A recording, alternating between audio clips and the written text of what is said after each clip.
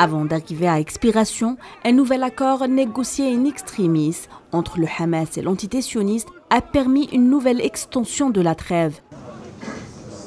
Une annonce faite par le Qatar est confirmée par les deux parties. Le Hamas s'est dit prêt mercredi à prolonger de 4 jours la trêve à Gaza, mais au final, elle a été reconduite de 24 heures seulement.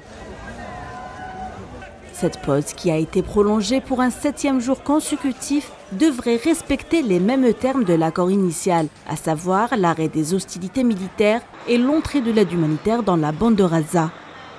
Ce 7e jour de pause humanitaire a permis aux négociateurs de continuer à discuter de nouvelles libérations de prisonniers et à tenter de mettre en place un véritable cessez-le-feu durable que plusieurs pays appellent à leur souhait. La trêve doit devenir un cessez-le-feu permanent. Les massacres ne peuvent pas reprendre. Ce n'est pas une guerre, c'est un carnage que rien ni personne ne peut justifier. Il faut y mettre un terme.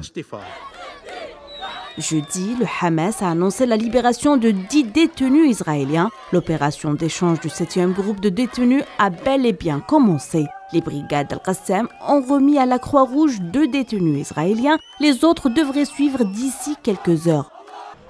De son côté, l'entité sioniste devrait libérer 30 prisonniers palestiniens, dont 8 femmes et 22 enfants.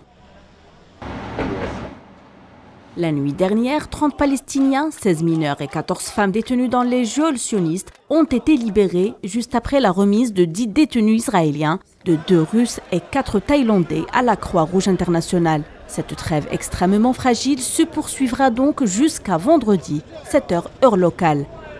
Les divergences attendues sur les conditions pour parvenir à un accord global d'échange de prisonniers entre le Hamas et l'entité sioniste réduisent les chances de succès des efforts visant à parvenir à un cessez-le-feu permanent entre les deux parties au conflit.